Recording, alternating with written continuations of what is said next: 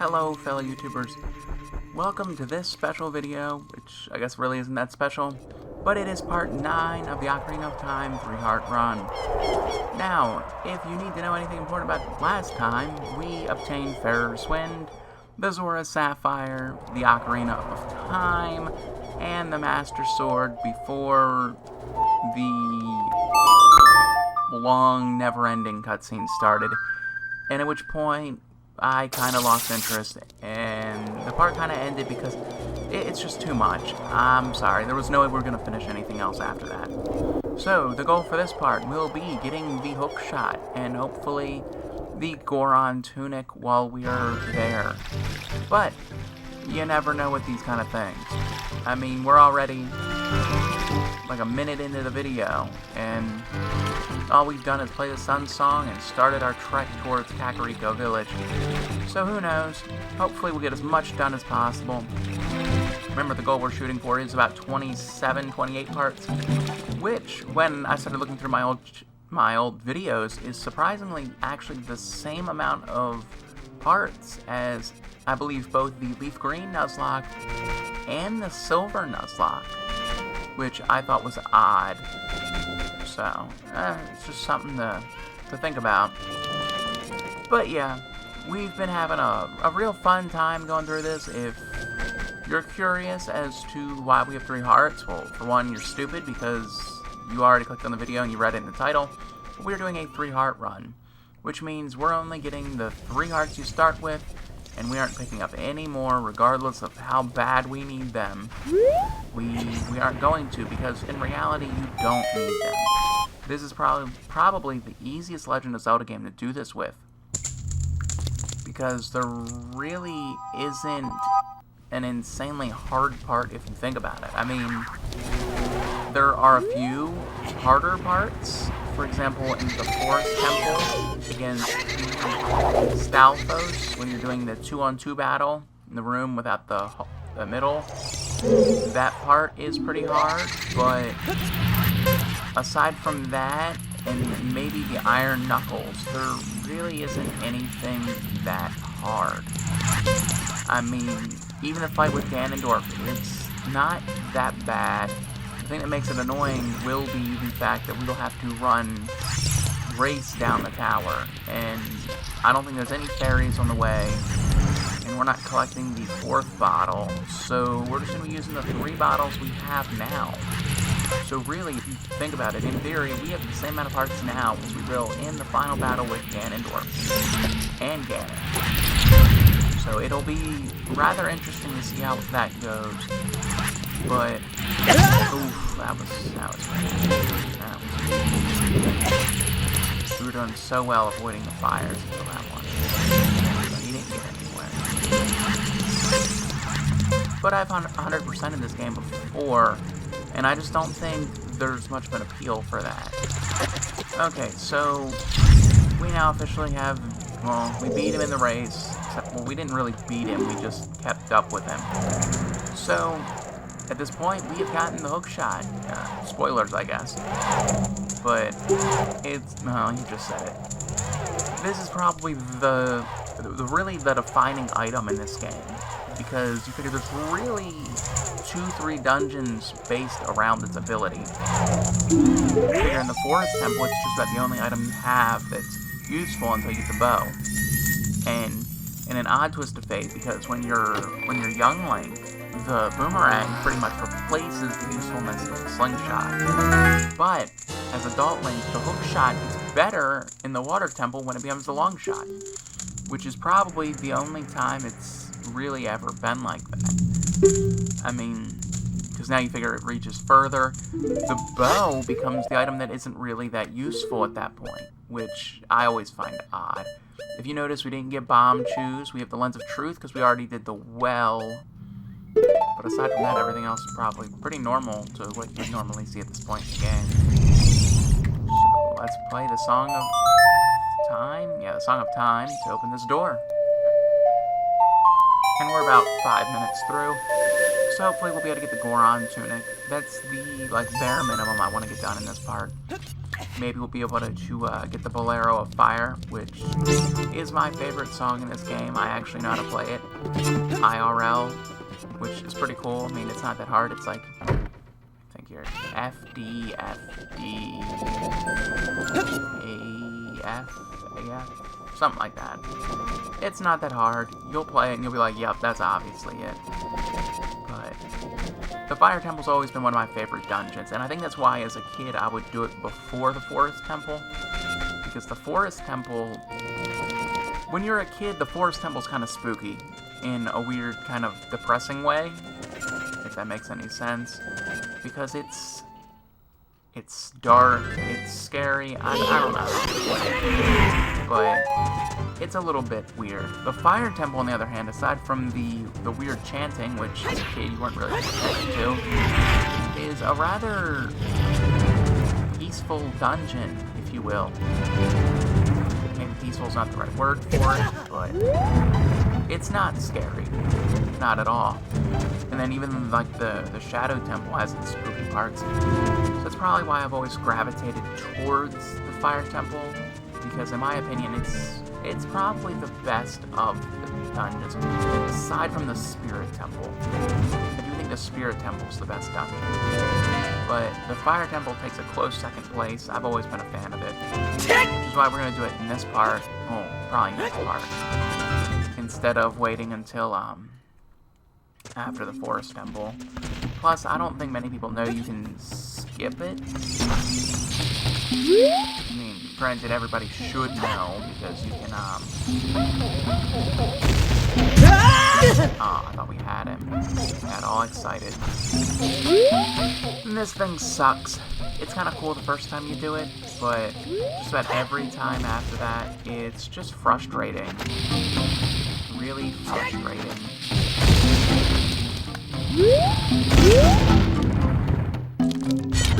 Balls. And I get why they do it, and it's a neat little thing, don't get me wrong, but it just is frustrating. Very, very frustrating.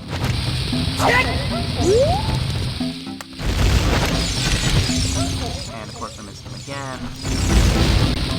And I don't like using my own bombs, because that's a waste of bombs.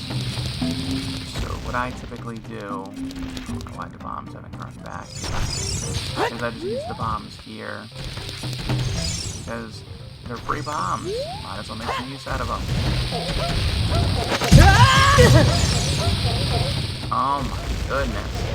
We are not having any luck right now, because we don't want to use up all of our bombs. Our bombs are far more important once we get into the Fire Temple. But we might have to, because I told you guys I'm really bad with the timing of the bombs. There we go, we got him. Oh no! How could you do this to me? You're Ganondorf's servant. Oh, what could his name be? It's DeAndre! Let's talk to him. This part of the game sucks, because he just talks and he cries. And again, it's another one of those things that's cool the first time, and then like every time after that it's just frustrating. It's like, can you hurry up and get done talking, please? Please, please, please, please. I know I've mentioned it before, but it gets frustrating. And I mean, we're about 9 minutes through, so we'll probably be able to get into the dungeon, maybe talk to Darunia before he goes to fight Volvagia, and inevitably lose, because he doesn't have the Goron's special weapon. I don't know what they call it. Let's ask about something stupid that nobody cares about. Volvagia, blah blah blah blah blah blah blah blah blah blah. Yay, Goron's huge hammer. That's how we beat him. Granted, you can do it with a glitch and a bow, but who cares? Ask about the Gorons. How are the Gorons doing, DeAndre? DeAndre said Volvagia is going to eat him. Volvagia is actually a pretty cool boss. Granted, he's not like that original, I guess, but he is a very cool boss, in my opinion at least. Granted, the Fire Temple has some of the weakest the mini-bosses, though, if you think about it. I mean, in the Forest Temple, at least you have the Stalfos, so they're pretty cool. In the Water Temple, you have Shadow Link. The Shadow Temple, you have that really awful dead hand thing, which is stupid easy to beat. And then in the Spirit Temple, you have the Iron Knuckles, which are probably like the coolest mini-bosses. Probably in general in the Zelda series, because they are that cool. But here we go, we're gonna pull this out. Only Gorons can do that. Only Big Link can do that. We've officially made it to Death Mountain Crater. And what I like about the Fire Temple too is that if you think about it in terms of design of the dungeon, like that right there, it's part of the dungeon. So really, right outside Goron City, there's a dungeon just sitting there waiting to be explored. Except we find some bombs, which of course we didn't. I think that's one of the things I like about the Fire Temple. Like in the Forest Temple, you figure you're going into the forest. It's not as cool. Granted, I guess in the Water Temple you kind of are, but you're really more doing it under the area you warp to. The Shadow Temple, you're going into the desert. The only other dungeon that does it is the Spirit Temple, which, as I mentioned, those are my two favorite dungeons in this game. So I guess I like dungeons where you can see part of the dungeon from outside. Which, I mean, makes sense. I like the Tower of the Gods. Granted, the first floor sucked. But down A, right down, right down. Yep, the Bolero of Fire, which is probably the coolest song in this game. Oops, messed it up.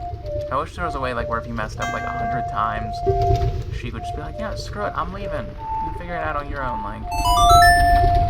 But nope, she'll just sit here, well, he'll just sit here with you for hours, hoping you can figure out what the right button is.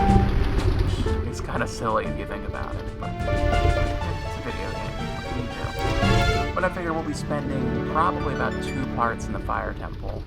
We'll be entering it in this part. I mean, we're only like 12 minutes in. We'll be entering it this part, and I guess next part will be probably getting to about the hammer, which will be a really awful task to do in this situation, but... And then the following part will probably be us finishing up the dungeon and battling Volvagia, so... At least that's the hope.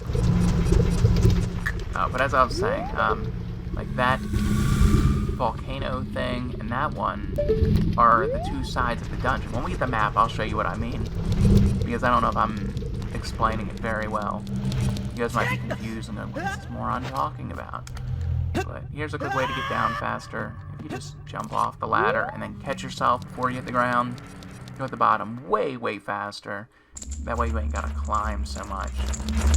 Not to mention, another cool thing about the Fire Temple is that everything important is right there in the first room, really. You figure you have the boss key right there. You turn left and look, there's Darunia, there's Volvagia behind it. It's kind of cool when the dungeon when you go through the dungeon and then it's right at the beginning what you're looking for. Kind of like in the Forest Temple where you're going after the Pose. The Pose are the quest, really. Getting the Pose back. And then, you know, you just drop the platform and you're pretty much there to fight Phantom Gang. And then in the Water Temple, it's kind of like that too. It's in the first room you enter in, it's across from you. I guess it's a theme in this game. Granted, the Shadow Temple doesn't do it. The Spirit Temple, it's a bit more, but it's a cool thing about the first 3 dungeons. Well, the first 3 temples as Adult Link. So, Darunia goes to get himself killed. We still have plenty of time, so I guess we're just gonna get started. We're gonna go over here and get this key, because why wouldn't we? It's stupid easy. And that was something I liked about this dungeon, too, was the fact that you're saving Goron. It's not like other dungeons where you're getting keys, you're opening doors, you're helping a princess escape and find her sapphire. There's actually like a clear-cut goal: rescue the Gorons, which I think is kind of neat. Because really, I can't think of another dungeon in any Zelda game that does that. Maybe it's just me missing a game or two, but I think it's a pretty neat concept. The Fire Temple in general is probably... No, it's not the neatest dungeon, because that's a Spirit Temple, but it's the second neatest. Which says a lot about this game if you think about it. Because you can really make an argument towards any temple being the coolest temple in it. I mean, aside from the first three, the Forest Temple's kind of cool because it's more of a puzzle dungeon. The Fire Temple's cool because of all the things I've been talking about. And the Water Temple's cool because, you know, it's the famed dungeon in this game. Really, people who don't even play this game know about the Water Temple. I mean, they probably don't know that much about it, but they know about it. The Shadow Temple's pretty cool. The Spirit Temple deserves mentions in this conversation. Just about every temple in this game. I mean, really, can you think of another game like that? Granted, we're ignoring the first three games, because the first three dungeons. Because the first three dungeons, the Deku Tree, the Dongo's Cavern, and Jabu Jabu, they're not really dungeons, they're quick, like, tutorial levels, if you will. While the five actual dungeons, or actual dungeons. Granted, I guess we're also ignoring the Ice Cavern, which I thought was stupid, but... Yep. Just about every dungeon in this game, there can be an argument made for being the best dungeon in the game. And really, I don't think any other Zelda game since has been able to do that. I mean, really, you think in Majora's Mask, I mean, there are cool dungeons, don't get me wrong. But, like, Snowhead, it's a neat dungeon idea, but I don't think it's executed properly. The Great Bay Temple just sucks. And I challenge anybody to prove me otherwise. It's a horrible temple. People complain about the Water Temple in Ocarina of Time, but the Great Bay Temple is a lot worse. And then at least the Stonehead, I think that's what the area is called, that dungeon's pretty cool too. Granted, it's a little hard, but all the dungeons in Majora's Mask were kind of hard. But that's just my thought. Twilight Princess, the first dungeon was kind of cool, but then pretty much right after that, the dungeon kind of... I don't know. It's just me. And I like doing backflips when I pick up gold sculptures, if you haven't noticed yet. So we got 2 more minutes. We can go to the other side. I think there's something. I don't remember the Fire Temple as much as I should, because it is my favorite temple. I remember the vague running plan. I think when you have the Goron Tunic one, you can't get burned by the ground. We're pretty safe in that regard. And then let's drop this bomb. And see, this is why I didn't want to use as many bombs. Goron Tunic. Because now we're down to 9. And in a dungeon where you actually kind of need the bombs, that's not a good sign. So let's talk to this Goron. Yeah, we're freeing him. What's his secret? We might as well read these. Switches in this temple, you have the cut to activate, but you can also use the Goron special crop to do the job. And I always thought that was odd. The Goron special crop being the bombs. You know, a lot of what they say is in riddle, which, I mean, I guess makes sense, but at the same point, you don't really know what it means, so you kind of end up running around like a buffoon, and getting to a point where you just figure it out. I mean, maybe that was just me, but I don't even remember him saying that in terms, because it's obvious the room he's referring to is the room where you have to drop the bomb and the switch to manage to make the door in time, or climb up the ladder in time.